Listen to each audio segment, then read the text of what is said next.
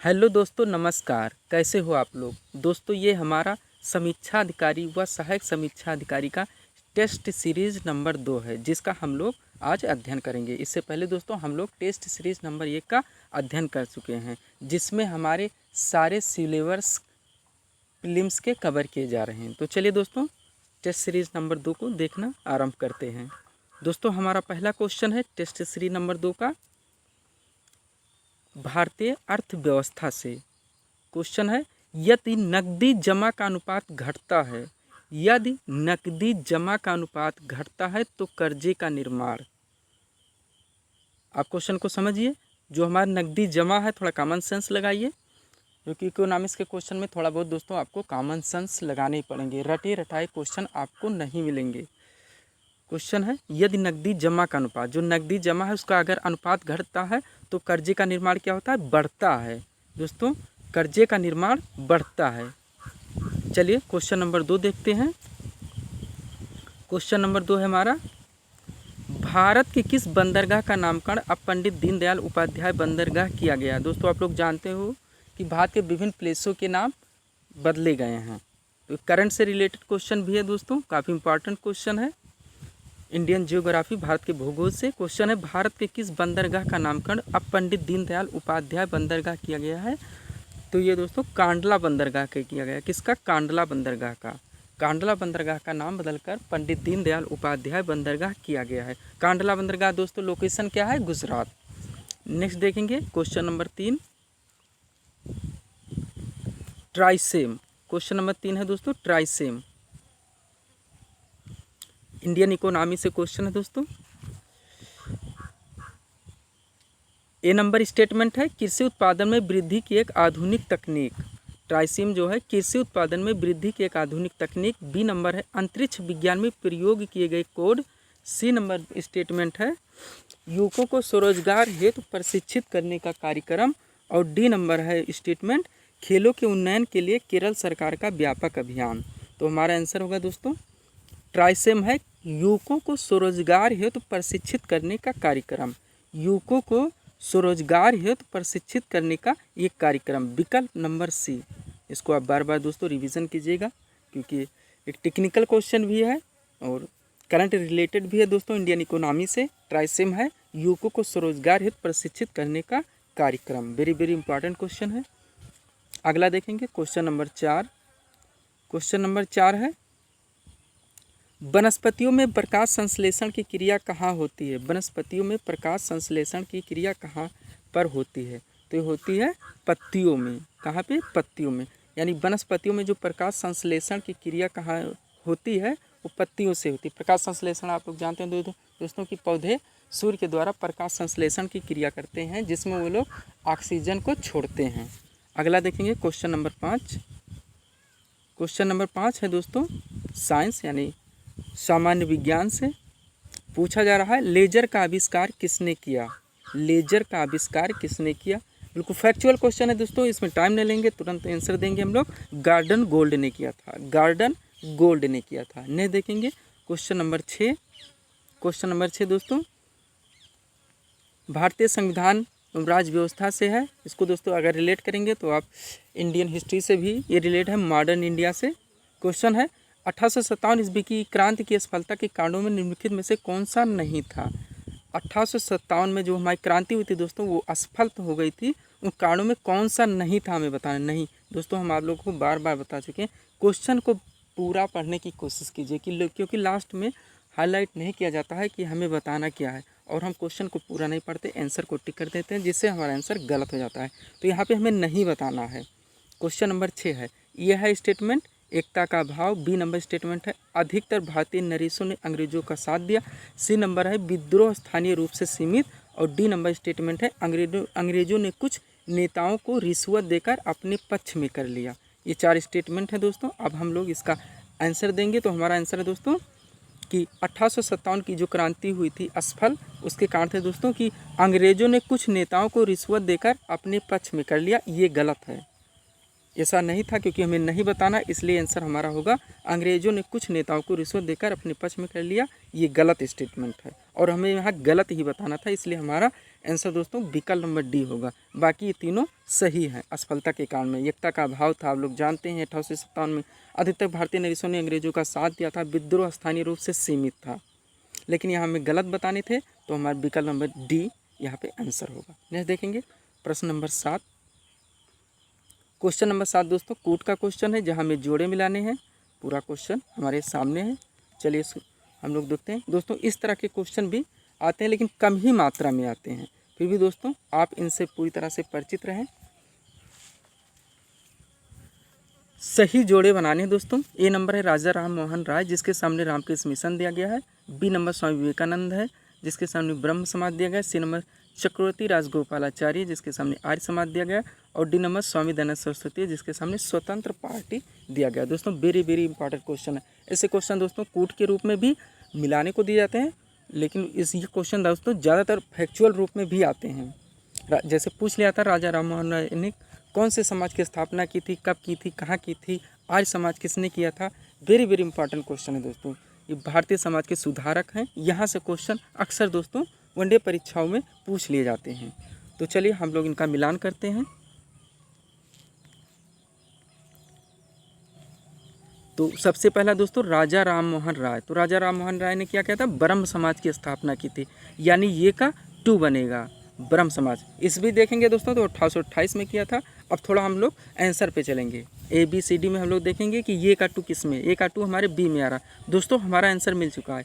आप इस तरह के क्वेश्चन में अगर ये की कूट छाट सकते हैं तो तुरंत आप आंसर की तरफ देखिए और एलिमिनेशन पद्धति को अपनाने की कोशिश कीजिए दोस्तों, क्योंकि इसमें सही आंसर पूछने के लिए आप एलिमिनेशन पद्धति अपना कर ही जा सकते हैं।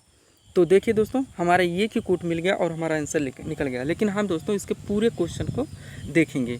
दूसरा हमारा स्वामी विवेकानंद। स्वामी विवेकानंद ने क्या किया था, राम कृष्ण मिशन की स्थापना की थी, यानी हमारा बी का 1 बनेगा। बी का 1 यहाँ पे मिल रहा है।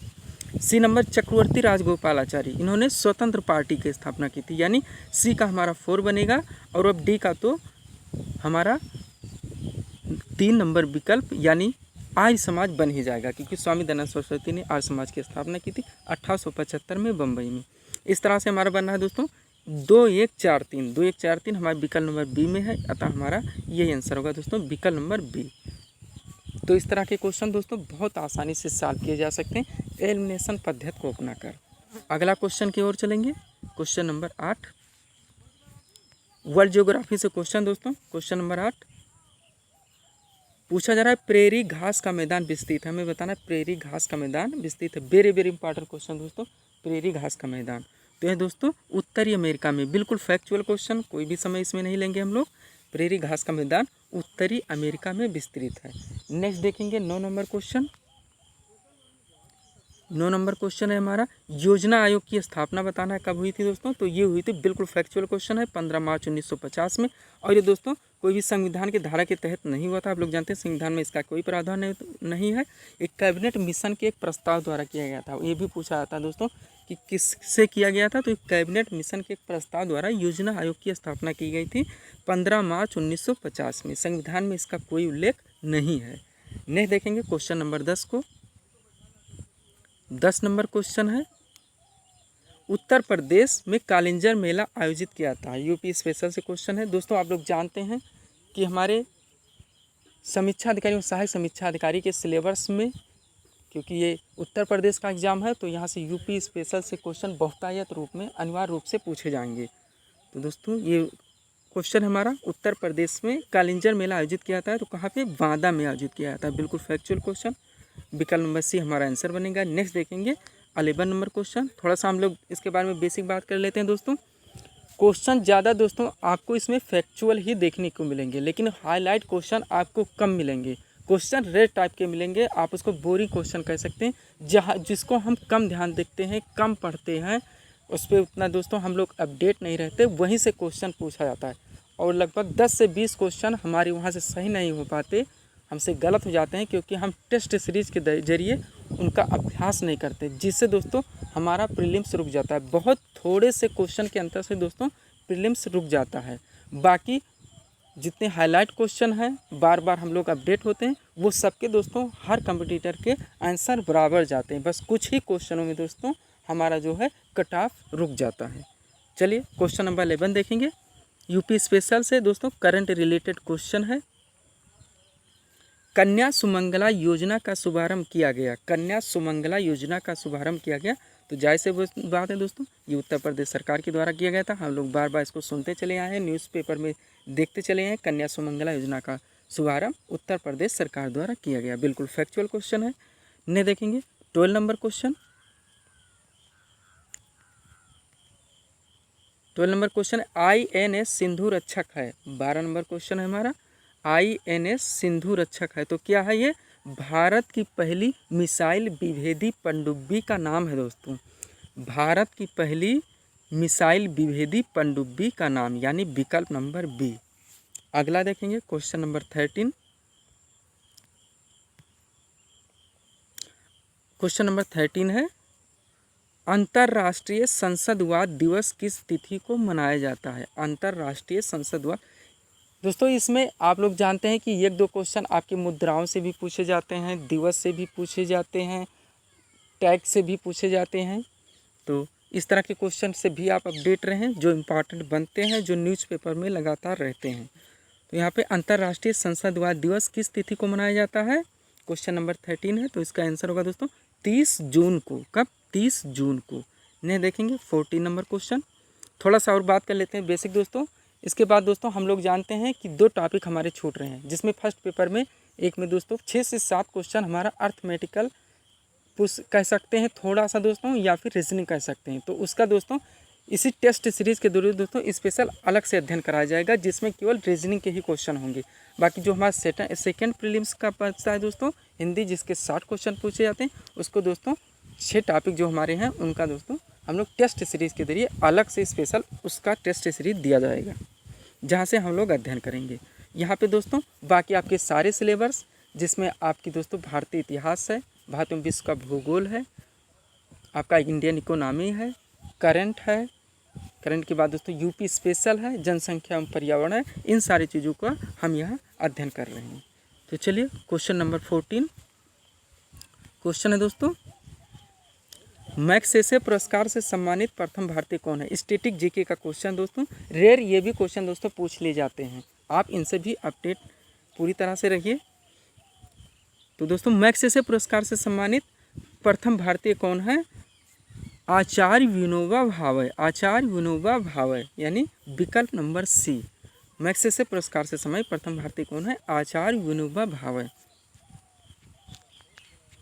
ने देखेंगे 15 नंबर क्वेश्चन। क्वेश्चन है भारत द्वारा चाबहार बंदरगाह विकसित करने का क्या महत्व है? दोस्तों वर्ल्ड ज्योग्राफी का क्वेश्चन है, करंट रिलेटेड क्वेश्चन है, बार बार आप लोगों ने न्यूज़पेपर में भी देखा होगा इसको दोस्तों। तो भारत में चाबहार बंदरगाह विकसित करने का क्या महत्व है? ये नंबर हमारा स्टेटमेंट है, अफ्रीकी देशों से भारत के व्यापार में अपार वृद्धि होगी। बी नंबर है, तेल उत्पादक अरब देशों से भारत के संबंध सुदृढ़ होंगे। सी नंबर स्टेटमेंट है, अफगानिस्तान और मध्य एशिया में पहुंच के लिए भारत को पाकिस्तान पर निर्भर नहीं होना पड़ेगा। और डी नंबर स्टेटमेंट है, पाकिस्तान, इराक और भारत के बीच गैस पाइपलाइन का संस्थान सुकर बनाएगा और उसकी सुरक्षा करेगी। ये 4 स्टेटमेंट हैं। हमें बताना है दोस्तों कि चाबहार बंदरगाह विकसित करने का क्या महत्व है।